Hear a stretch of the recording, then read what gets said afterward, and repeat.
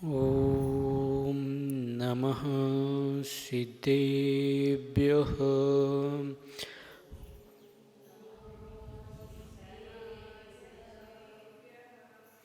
ॐ नमः सिद्धेभ्यः।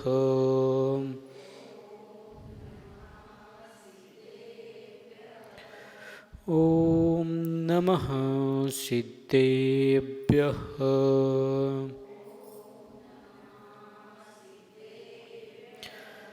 णमो अरिहन्ताणं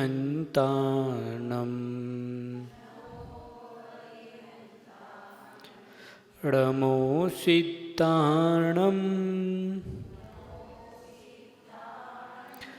णमो आयर्याणं नमो उवज्जायानं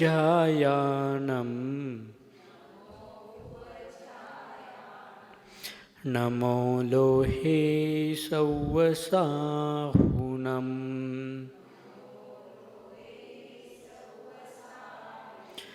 जय बोलो अनंत अनंत सिद्ध परमेष्टि भगवान की जय। बोलो अनंत अनंत अरिहंत परमेष्टि भगवान की जय। बोलो जिनवानी माता की जय। बोलो 20वीं सदी के प्रथमाचार्य चारित्र चक्रवर्ती समाधि सम्राट आचार्य गुरुवर शांति सागर मुनि महाराज की जय। बोलो आचार्य गुरुवर विद्यासागर मुनि महाराज की जय। बोलो आचार्य गुरुवर सन्मति सागर मुनि महाराज की जय। बोलो आचार्य गुरुवर समय सागर मुनि महाराज की जय। बोलो मम दीक्षा गुरु आचार्य गुरुवर चंद्रप्रभ सागर मुनि महाराज की।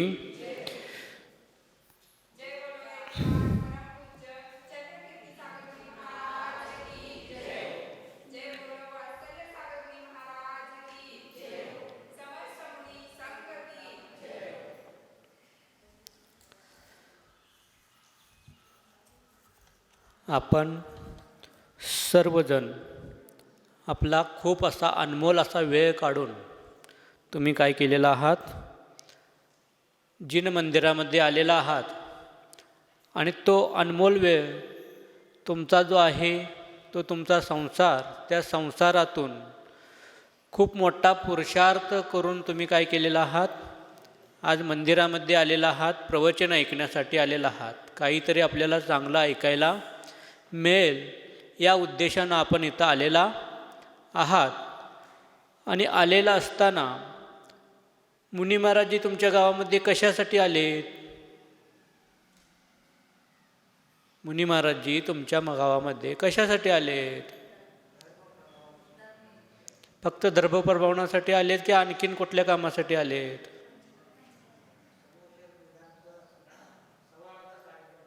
समवशरण विधानाच्या सवालाचा कार्यक्रम किती तारखेला आहे?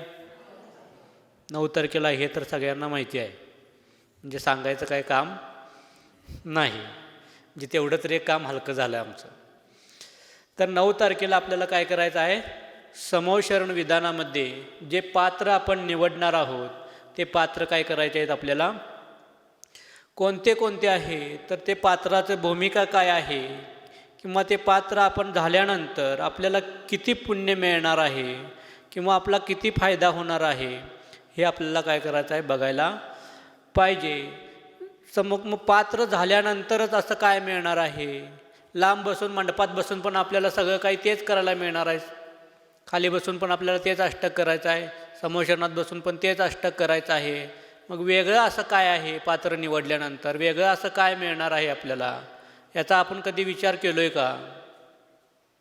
तर तो विचार करायला पाहिजे. खाली बसून जे पुण्य मिळणार आहे ते पुण्य तुम्हाला हातातील ओंजळीसारखं पुण्य मिळणार आहे, आणि वर बसून जे समवशरणामध्ये साक्षात भगवंतांच्या शेजारी बसून पादमूलामध्ये बसून जे आपण पुण्य कमवणार आहोत ते अनाद कालातील दुःखच तुमचं काय होणार आहे, नाहीस होणार आहे. असं पुण्य आपण काय करणार आहोत, आत्मसात करणार आहोत. त्यासाठी आपल्याला सौधर्म इंद्र, ईशान इंद्र, कुबेर, धनपती कुबेर, त्याच्यानंतर सुवर्ण सौभाग्यवती, त्यानंतर महायज्ञनायक अष्टकुमारिका हे 8 पात्र असे एकूण आपल्याला काय करायचे आहेत, त्या समोच्चरण विधानासाठी आपल्याला निवडायचे आहेत आणि त्याचाच सवाल आपल्याला काय करायचा आहे 9 तारखेला काढायचा आहे. आणि असे कोण भाग्यवान असतील? तुमच्या गावामध्ये पैसा अडका असलेले लोक कमी आहेत का? खूप असे पैसा अडका असलेले खूप लोक आहेत, पण सगळ्यांना तो मान मिळणार आहे का? असा कोणीतरी एकच व्यक्ती असणार आहे जो पुण्यशाली जीव असणार आहे. त्या पुण्यशाली जीवाला एकट्यालाच फक्त सौधर्म इंद्र होता येणार आहे आणि बाकीच्यांना खाली बसून काय करावं लागणार आहे, मनातल्या मनात मी इंद्र आहे असं समजून काय करायला पाहिजे, पूजन करायला पाहिजे. त्यासाठी आपल्याला काय करायला पाहिजे, सगळ्या लोकांनी विचार करायला पाहिजे की आपण एवढे दिवस आपण काय केलेलं आहोत, धर्मापासून वंचित राहिलेलो आहोत, धर्मापासून दूर राहिलेलो आहोत. मग आता आपलं आयुष्य राहिलं आहे किती शिल्लक? आपल्याला धर्म किती करायला पाहिजे? अजून संसारातच किती दिवस राहायला पाहिजे की आपल्याला आपल्या ह्या संसारातून बाजूला होऊन आपला जो स्त्री पर्याय आहे, पुरुष पर्याय आहे, याचा छेद करायचा, या संसारातील राटगाडग्याचा बाजूला होण्याचा आपण कधी विचार केलो का? तर तो विचार काय करायला पाहिजे, आपल्या सगळ्यांना करायला पाहिजे. नाहीतर अनादी काळापासून आपण फिरत आलेलोच आहोत. हे जन्म झाल्यानंतर पण आपल्याला परत फिरायचंच आहे. मरण फक्त शरीराचं होत असतं, आत्म्याचं कधी मरण होतं नाही. आत्मा हा अनाद काय आहे, निधन आहे. त्यामुळे आत्म्याचं कधीही मरण होतं नाही. चुकून कधीतरी आपण मागल्या भावात कुठंतरी पुण्य केलेलं असेल म्हणून आपल्याला आज जैन कुल मिळालेला आहे. आणि तो जैन कुल कशासाठी मिळालं आहे आपल्याला, तर आपल्या स्वतःच्या आत्म्याचं कल्याण करून घेण्यासाठी. जसं तीर्थंकरांनी 24 तीर्थंकरांनी स्वतःच्या आत्म्याचं कल्याण करून घेतलं, त्यासारखंच आपल्याला आपल्या आत्म्याचं कल्याण करण्यासाठी हा आपल्याला जन्म मिळालेला आहे. मग ते कल्याण करण्याचा जो धर्म आहे तो किती जण आपण आत्मसात करत आहोत, किती जण आपल्या आत्म्याचं कर्तव्य करत आहोत, आत्म्याला भगवान बनवण्याचं काम करत आहोत.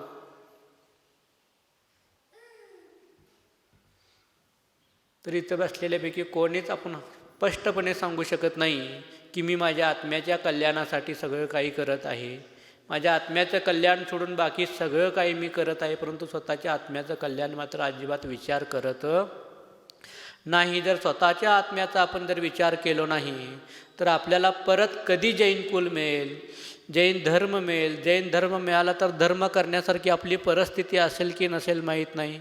त्यासारखं गाव आपल्याला मिळेल की माहीत नाही. मिळालं तरी कुठंतरी 4-5 किलोमीटर गावापासून मंदिरापासून लांब घर असेल, असं घर मिळेल. त्यासाठी आत्ताच जर आपल्याला मंदिराच्या जवळ घर असेल तर आपल्याला काय करायला पाहिजे, त्याचं पुण्य बांधून घ्यायला पाहिजे. रोजच्या रोज देवदर्शनला जायला पाहिजे. मुनी महाराज आल्यानंतर त्यांच्या चौक्यामध्ये जायला पाहिजे, त्यांना हवं नको ते बघायला पाहिजे, म्हणजे त्यांची वयावृत्ती करायला पाहिजे. वयावृत्ती म्हणजे फक्त काय हात पाय दाबल्यानंतरच मुनी महाराजांची वयावृत्ती होते का? नाही. तुम्ही जे आहार करून घालत असता, तुम्ही जे काही चौका करत असता, ते देखील जे आहार केल्यानंतर मुनी महाराज जे सामायिक करणार आहेत, जे दिवसभर तप करणार आहेत, स्वाध्याय करणार आहेत, त्यातील देखील पुण्य तुम्हाला काय मिळणार आहे, मिळणार आहे. ती देखील एक वयावृत्तच आहे. संध्याकाळी मेरी भावना असते, आरती असते, त्या आरतीला येऊन आपण काय करायला पाहिजे, सामील व्हायला पाहिजे. नुसतं मुनी महाराजांना आपण गावात आणलो, दिवसभर मुनी महाराज स्वाध्याय करतात, आपलं 4 वाजता 5 वाजता वाचा करायला, एकदा घरला गेलो की दुसऱ्या दिवशी 3 वाजताच आपण काय करतो, मंदिरात येतो. मग मंदिरात आल्यानंतर ते काय उपयोग आहे? मुनी महाराज 24 तास तुम्हाला मिळतात का? कधीतरी कुठल्या तरी निमित्तानं मुनी महाराज येत असतात. मग आल्यानंतर त्यांचा आपण फायदा करून घ्यायला पाहिजे का नको? त्यांचा आपण फायदा नाही करून घेतला तर मग कोण घेणार आहे? मुनी महाराज येतील, तुम्हाला त्याची काळजीच नाही म्हणतील, आपल्या आपल्यात मग्न राहतील आणि निघून जातील. मग आपण जसं जनावराच्या गोट्यात आणि आपल्यात काही फरक राहणार नाही. मनुष्य आणि जनावरामध्ये काहीतरी फरक आहे का नाही? मग तो फरक तर कमीत कमी समजून घेऊन आपल्याला काय करायला पाहिजे, स्वतःच्या आत्म्याचं कल्याण करण्याचा विचार करायला पाहिजे. आणि अशी संधी आपल्या डोळ्यासमोर, आपल्या हातासमोर, आपल्या समोर आलेली आहे, ती म्हणजे समोशरणाच्या रूपामध्ये आलेली आहे. त्या समोशरणाच्या रूपामध्ये आपल्याला काय करायला पाहिजे, ती फायदा आपल्याला करून घ्यायला पाहिजे. कारण आपल्याला माहीत नाही आपलं स्वतःचं आयुष्य किती शिल्लक आहे. कुणाचं आयुष्य आज बसलो आहे ते उठतो आहे काय नाही माहीत नाही. त्यामुळे स्वतःच्या आत्म्याचं कल्याणाचा विचार आपल्याला काय करायला पाहिजे. जर आत्ता केलो नाही तर भविष्यात आपल्याला परत जैन कुल मिळेल काय नाही माहीत नाही. तुमचा जन्म कसा झाला आहे माहिती आहे, किंवा आमचा जन्म कसा झाला आहे माहिती आहे, तर तुम्हा लोकांना माहीत असेल की तुम्ही लह्या भाजता घरात, तव्यामध्ये जुंधळ्याच्या लह्या भाजत असताना, ते लह्या भाजत असताना काय होतं, एखादी काय होतं, जुंधळ त्यातनं फुगल्यानंतर जसं बाहेर पडतं तसं नित्य निगोद किंवा इतर निगोदातून आपण काय झालेलं आहोत, त्यात चुकून बाहेर पडलेलं आहोत. कुठलं तरी मागलं पुण्य केलं आहे म्हणून आपण काय केलेलं आहोत, चुकून त्यातनं बाहेर पडलेलो आहोत स्वतःच्या आत्म्याचं कल्याण करण्यासाठी. पण स्वतःच्या आत्म्याचं आपण कल्याण मात्र दूरच राहिलं. आपण मात्र पराची पंचायतच करत बसलो. संसार करत नाही तर आपण पराची पंचायत करत बसलेलो आहोत. स्वतःला सोडून दुसऱ्याचंच सगळं काय करत बसलेलो आहोत, पंचायत करत बसलेलो आहोत. आपला जण दुसऱ्याचं पंचायत करण्यासाठी झालेला नाही, तर आपल्याला धर्म स्वतःची पंचायत करण्यासाठी झालेला आहे. जर आपण स्वतःच्या आत्म्याची पंचायत करणार नाही तर आपण कधीच साक्षात 24च्या 24 भगवान जरी तुमच्या समोर आले आणि म्हटले तुम्हाला मोक्षाला घेऊन जातो, तर ते देखील तुम्हाला मोक्षाला घेऊन जाऊ शकणार नाही. तुम्हाला मोक्षाला जायचं असेल तर तुम्हालाच काय करायला पाहिजे, हातपाय हलवायला पाहिजे. जसं पवायला शिकायचं असेल, सायकल शिकायचं असेल तर दुसरं कोणी सायकल शिकून कोण दुसरं कोणी पवायला शिकून त्यांचं जे आनंद मिळणार आहे ते तुम्हाला मिळणार आहे का? तुम्ही ज्यावेळी स्वतः सायकल चालवशीला, तुम्ही ज्यावेळी स्वतः पोहायला शिकशीला, त्यावेळी जो आनंद येणार आहे, तसंच ज्यावेळी तुम्ही स्वतः पुरुषार्थ करून धर्म करून स्वतः आत्म्याचं कल्याण करणार आहात, त्याच वेळी त्याचा आनंद काय आहे, ते आनंद तुम्हाला मिळणार आहे. आम्ही धर्मपालन करून तप करून जे आम्हाला आनंद मिळणार आहे ते तुम्हाला मिळणार आहे का? नाही. गुलाबजामुन कधी चांगलं वाटतं, ताटीत आहे त्यावेळी चांगलं वाटतं की तोंडात गेल्यानंतर चांगलं वाटतं? तसं धर्मसुद्धा जोपर्यंत आपण आत्मसात करणार नाही, लांबून जोपर्यंत आपण धर्म बघायला तोपर्यंत आपल्याला गोड आहे, कडू आहे, तिखट आहे, खारट आहे ते आपल्याला काही समजणार नाही. त्यासाठी त्या गुलाबजामुनसारखं आपल्याला काय करायला पाहिजे, धर्मसुद्धा आपल्या आत्म्यामध्ये काय करायला पाहिजे, उतरवायला पाहिजे. त्याच वेळी आपण जैन कुलामध्ये जन्माला आलेलो आहोत हे आपल्याला काय होणार आहे, माहीत होणार आहे. कमीत कमी आपण जैन तर ह्या निमित्तानं व्हायला पाहिजे. आपण नुसतं जैन कुलामध्ये जन्माला आलो, जैन धर्मामध्ये जन्माला आलो म्हणून आपण जैन आहोत का? तर त्यांना जैन म्हटलं जात नाही. जो जैन कुलाचाराचं पालन करतो, जैन कुलाचार कुणाला माहिती आहे, आत्म्याचं कल्याण करायचं राहून दे, कमीत कमी जैन आहे, त्या जैन कुलाचाराचे प्रकार किती आहेत, तर 3 कुलाचार आहेत. पहिला आहे देवदर्शन, दुसरा आहे पाणी गाळून पिणे आणि तिसरा आहे रात्री भोजन त्याग. हे 3 गोष्टी जो करतो त्याला व्यवहारानं जैन म्हटलेलं आहे. मग ह्या 3 गोष्टी जो करतो त्या व्यवहारानं आपण जैन आहोत का? बोटावर मेजणार 1-2-4 लोक, मग बाकीचे नुसतं म्हणायला.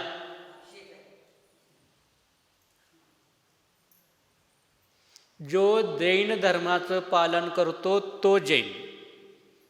मग ते तुम्ही असोत, तुमच्या शेजारचे असोत किंवा त्यांच्या शेजारचे असोत, जो जैन धर्माचं पालन करतो त्याला जैन म्हटलेलं आहे. नुसतं जैन धर्मात जन्माला आल्यानंतर त्याला जैन म्हटलेलं नाही. त्यामुळं कमीत कमी कल्याण करायचं तर राहून दे, कमीत कमी जैन बनण्याचं तर काय करूया आपण संकल्प ह्या विधानाच्या निमित्तानं करूया. कमीत कमी जैन तरी बनूया. परत कधी तर आपला जन्म झाला तर आपण आत्म्याचं कल्याण करून घेऊया. कमीत कमी या विधानाच्या निमित्तानं जैन बनण्याचं काय करूया आपण प्रयत्न करूया. कमीत कमी असं म्हटल्यानंतर कधी तर तुम्ही शिखरजीला जात असतासा आणि संध्याकाळी कोणतरी जेवत असतं 5 वाजता, त्याही बघितल्यानंतर काय म्हणतात जैन लोक तुम्हाला, बहुतेक हे कोण आहेत, ही तुमची ओळख आहे. तुमची ओळख सांगायला लागत नाही तुम्ही जैन आहे. आता कुठंतरी तुम्ही पाण्याचे फडकं लावला असता, त्यातनं पाणी गाळून प्याला असं की लगेच दुसरी लोक तुम्हाला म्हणतात बहुतेक ही आपली ओळख आहे. त्यामुळे ही ओळख आपली काय करायला पाहिजे, कुणाला दाखवायसाठी नसतं, आपोआप आपली ओळख होत जात असते. त्यामुळे आपण आपल्या जैन कुलाचा नुसता अभिमान असून उपयोग नाही, तर तसं आपण वर्तन पण करायला पाहिजे. श्रावक कुणाला म्हटले, ती लई लांबची गोष्ट आहे. 6 क्रिया लई लांबची गोष्ट आहे. श्रावक कुणाला म्हणायचं, आपण सभेमध्ये बसल्यानंतर म्हणतो हे श्रावक आहेत, हे श्राविक आहेत. श्रावक श्राविका कोणाला म्हणायचं? जो श्रद्धावान आहे. श्रावक. श्र म्हणजे श्रद्धावान, ज्याची जिनेंद्र भगवंतांनी सांगितलेल्या वाणीवर श्रद्धा आहे तो श्रद्धावान.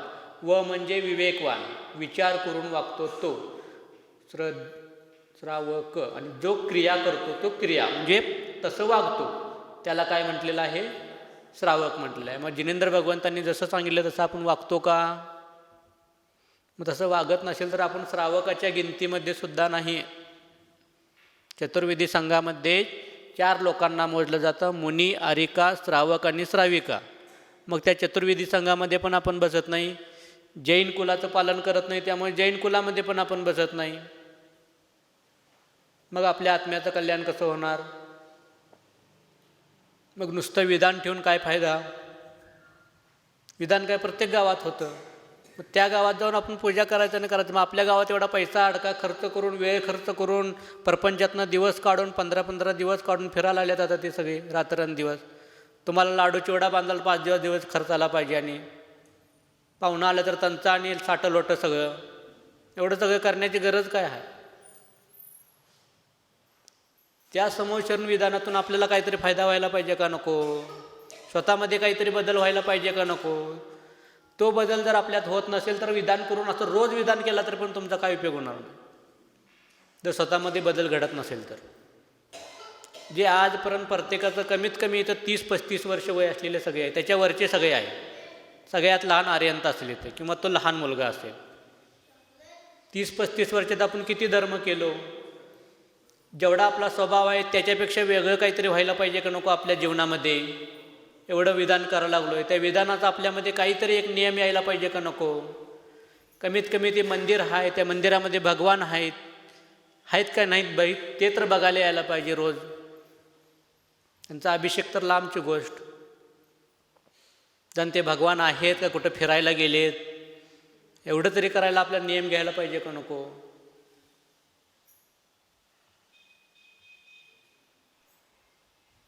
नुसतं ऐकलो, गेलो, विधान केलो, त्यांच्यापेक्षा जास्त पैसा खर्च केलो, त्यांच्यापेक्षा मोठा मंडप गाठलो, 50 लाखाचा मंडप गाठलो, 2 लाखाचं जेवण गाठलो. कोण पण करतंय. खरं समोशरण विधान हे स्वतःच्या आत्म्याचं करायचं आहे. स्वतःमध्ये काहीतरी बदल व्हायला पाहिजे. नुसतं मान हलवून चालणार नाही. मी मागच्या वेळी तुम्हाला काहीतरी गोष्ट सांगितली होती, तसा बदल व्हायला पाहिजे. तर विधान केलेल्याचा काहीतरी फायदा होणार आहे, तर या सगळ्यांना एकत्र केलेल्याचा काहीतरी फायदा होणार आहे. इथं आपण मंदिरात यायचं कशासाठी असतंय? घरातलं काही नको म्हणून इथं यायचं असतं, आणि इथं आल्यावर पण तेच असलं तर मग जायचं कुठं? घरातलं फेडायसाठी आपण इथे येत असतो, आणि इथं येऊन जर तेच केलं तर इथले जागे फेडायला कुठं जागाच नाही आपल्याला. मग ते लोखंडाला वेल्डिंग मारल्यागत काम होतं इथं. मग ते तुटून तोडतंय काय? तसं काम होतंय मी इथे येऊन भांडत बसलो तर. मग त्यामुळे इथं आपल्याला शांतता मिळवायसाठी यायचं असतं. इथं आल्यानंतर फक्त मी आणि माझी भगवान हे 2च व्यक्ती असायला पाहिजे. तिसरा व्यक्ती कोण असायला नको. तर आपण आपल्या आत्म्याकडे बघू शकणार आहे, तर आपण आपल्या आत्म्याचा विचार करणार आहे. काल कोणतरी एकजण संध्याकाळी इथं सगळे 4-5 जण आले होते भक्तीला, आणि त्यातले एक जण मला म्हटले, काल संध्याकाळी म्हटले का आज सकाळी म्हटले माहीत नाही, काडगीला गेलेलं असताना कमीत कमी 10-15 वर्षानंतर मी पुस्तक हातात घेतलं असेल म्हटले.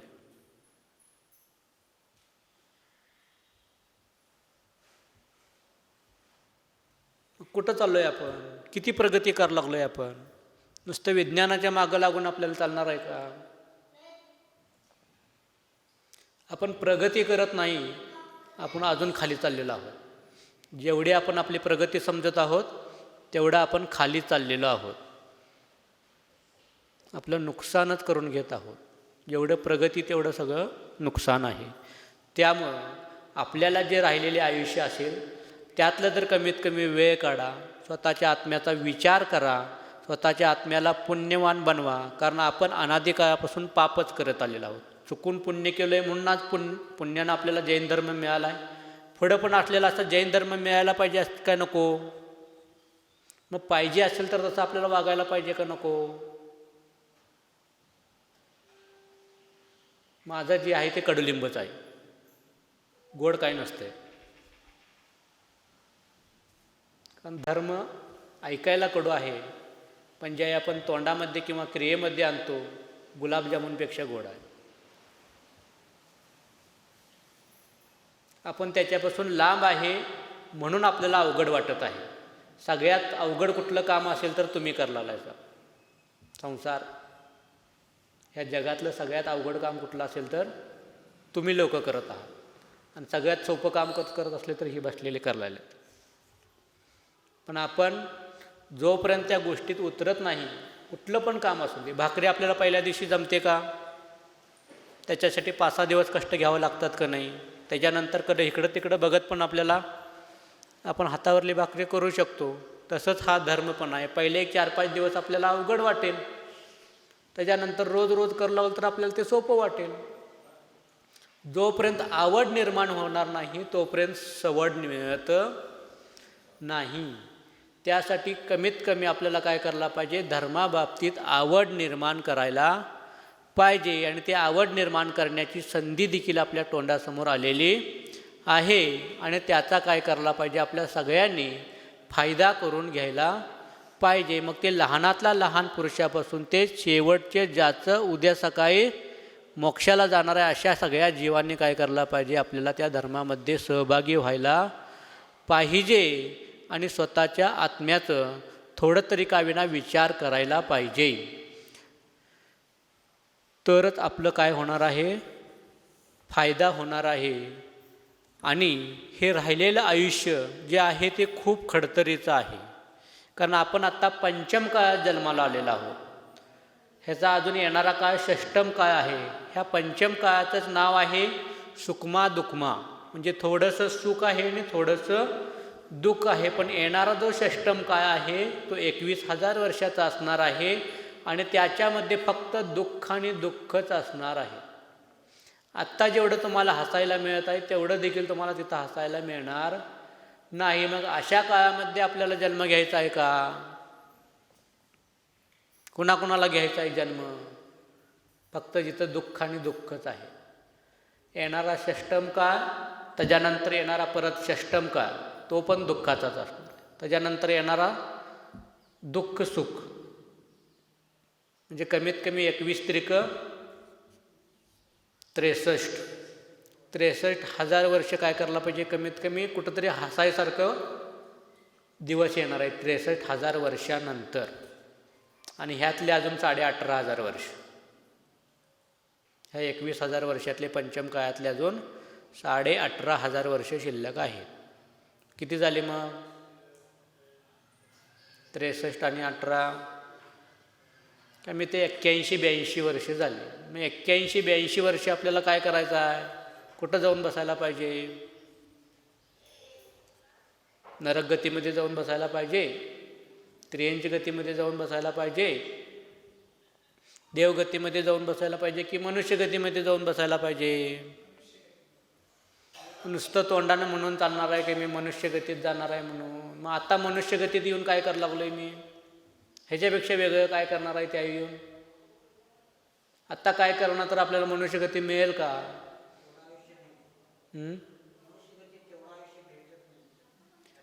पण मी आत्ता पुण्य करायला पाहिजे का नको मनुष्य गती भेटायसारखं?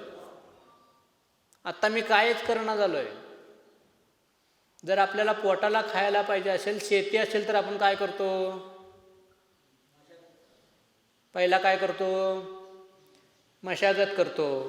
त्यानंतर बैलगाडीवाल्याला सांगून त्याला बी आणून ते बी पेरतो. मग ते बी कधी पण पेरून चालणार आहे का? उन्हाळ्यात पेरून चालेल?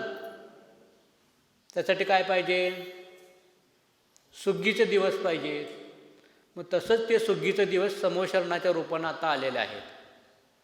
बी पेरायचे दिवस आलेले आहेत. ते आत्ताच पेरायला पाहिजे. जर आत्ता नाही पेरलो तर परत कधीच आपल्याला काय होणार नाही? ती संधी मिळणार नाही. मग परत आयुष्यभर आपल्याला दुःख आणि दुःखच भोगत बसावं लागेल.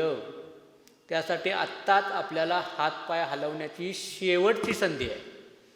तर कमीत कमी 82-83 वर्ष तर आपल्याला काय मिळणार नाही, हातपाय हलवायची संधी नाही. नरकात गेल्यानंतर फक्त तुम्हाला भांडतच बसायचं आहे, जसं आपण आता मंदिरात येऊन भांडालोय तसं. तर दुसरं काहीही काय काम नाही आपल्याला. शांत बसला तरी पण वरला एक देव येतो, मागस जातीचा देव येतो, ते सांगतो बंडूदादा आणि विजूदादा शांत बसल्यात. बंडूदादा आणि विजूदादाला असं म्हटलं आहे बघा, विजूदादा लगेच चालू करतोय बंडूदादा भांडायला. ते भांडण लावून निवांत मज्जा बघत बसतोय. ते शांत कुणाला बसू देत नाहीत. सावलीला बसायचं म्हटलं तर झाडाची पानं तलवारीच्या पात्यापेक्षा बी धारधार असतात. त्याची पानं पडली तर अंगात सगळं छेदन बेदन. पाणी प्यायचं म्हटलं तर रक्ताने पूर्ण भरलेली नदीतलं पाणी प्यायचं आहे आपल्याला. आणि खायचं म्हटलं तर तिथली माती खायची आहे. तिथं तुमच्या हातात जी घरात जी सुई दोरा असते त्यातली सुई असते की नाही सुई, त्या सुईचं टोक जर तिथल्या नरकातल्या भूमीत बुडवून नुसतं वर इथं या पृथ्वीवर आणलो, आपण जिथं राहतोय तिथं कमीत कमी 7 किलोमीटर अवतीभवती बघायला कोण शिल्लक राहणार नाही. ते वासनं, सुईचं टोक किती आहे मोठं, तसली माती खाऊन आपल्याला दिवस काढायचा आहे. कुठं? आणि आपण पुण्य करणार, त्यामुळे आपल्याला नियमानं तिकडंच जावं लागेल. मग नाहीतर कुठल्या तर गोट्यात रात्रंदिवस त्या शानात आणि राडीतच, नाहीतर कुठलं तर डुक्कर व्हायचं आणि कुठं तर गटरातनं फिरत बसायचं. ह्याच्यापेक्षा वेगळा धर्म कुठला मिळणार आहे आपल्याला? आजपर्यंत हे सगळं करून सगळं भोगून आलो आहे, ह्याची फक्त आपल्याला काय नाही, आठवण नाही. ते आठवत नाही म्हणून आज काय कसं पाहिजे तसं वागायला लागलं. कोण बघितलं आहे स्वर्ग, कोण बघितलं आहे नरक? एकदाच जन्माला आलो आहे, आयुष करायचं आणि जायचं. ही भूमिका चालू आहे आपली.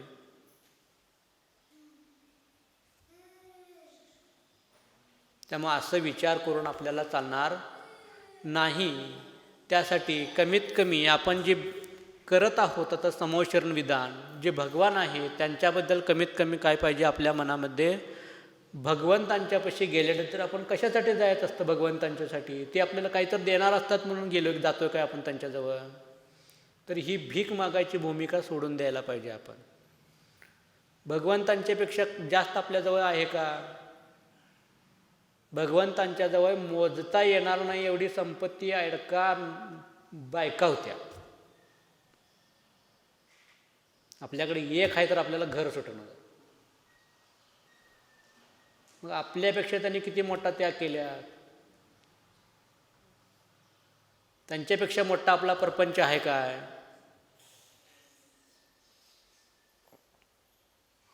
तर आपल्याला विचार करायला पाहिजे की तिथे गेल्यानंतर त्यांच्यामध्ये जे गुण आहेत ते माझ्यामध्ये देखील विद्यमान आहेत.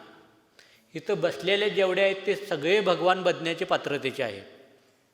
इथं जेवढे बसलेले आपण हॉलमध्ये बसलेले आहोत ते सगळे भगवान बनण्याचे पात्रतेचे आहेत. कधी ना कधीतरी भगवान बनणार आहे. पण त्यासाठी काय करायला पाहिजे? आत्तापासूनच पुरुषार्थ करायला पाहिजे. आत्तापासूनच जैन कुलाचं आपल्याला आचरण करायला पाहिजे. जैन व्हायला पाहिजे, श्रावक व्हायला पाहिजे. जसं आज कुंतलगिरीमध्ये आचार्य भगवान वर्धमान सागर महाराजांनी आपल्या ध्येयाला, आपल्या कलश जे मंदिर बांधलं होतं 11-15 वर्षाचं जे काही असेल त्यांचं दीक्षा वर्षाचं जेवढं आयुष्य असेल तेवढ्या वर्षामध्ये त्यांनी मंदिर बांधलं. पण काल संध्याकाळी बरोबर 11:34 त्या मंदिरावर त्यांनी काय केले? कलश बसवले. कलश. जसं तुम्ही कलश बसवणार आहात ना आता तुमच्या मंदिरावर, असं मंदिर रोज बांधून रोज कलश बसवलं तर काही उपयोग होणार नाही. आपल्या जैन धर्मामध्ये आपल्याला जे सल्लेखनामरण सांगितले ते सल्लेखनामरण होणं सगळ्यात महत्त्वाचं आहे. त्याला काय म्हटलेलं, आपण जे आयुष्यभर धर्म करतो ते म्हणजे मंदिर बांधणं, आणि शेवटला जे सल्लेखनामरण होतं त्याला कळश ठेवणं म्हणतात. आणि जोपर्यंत आपली सल्लेखनामरण होणार नाही तोपर्यंत कधीही काय होणार नाही, आपण भगवान बनू शकणार नाही. तुम्ही सगळ्यांनी सल्लेखना घेतलेला आहात, सगळ्यांनी दीक्षा घेतलेला आहात, सगळ्यांनी म्हणालो मी तर जेवढे बसले त्या सगळ्यांनी. तुमच्या प्रत्येकाचं पिंची कमंडलू मोजता येणार नाहीत एवढ्या वेळा तुम्ही काय केलेला आहात? सगळ्यांनी दीक्षा घेतलेला आहात. मी देखील घेतलेला. पण इथंच का बसलोय अजून आपण? जे खरं सम्यक दर्शन आहे ते सम्यक दर्शनाची आपण काय करून घेतलेली नाही? प्राप्ती करून घेतलेली नाही. म्हणून आपण इथं बसलेलो आहोत. मग ती प्राप्ती कधी होणार आहे? कुठं गेल्यानंतर होणार आहे? किंवा कुणाच्या मागं लागल्यानंतर होणार आहे? याचा आपण कधी विचार केलो का? तर त्याची प्राप्ती जे तुमच्या मंदिरामध्ये भगवान बसलेले आहेत त्यांच्याजवळ गेल्यानंतर होणार आहे. मग ते आहेत काय नाहीत तेच आपल्याला माहीत नाही, तर आपल्याला सम्यक दर्शनाची प्राप्ती होणार आहे का?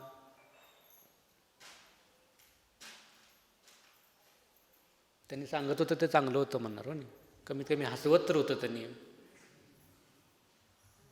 हे बाबा काय नुसतं काय सांगायला काय समजणार.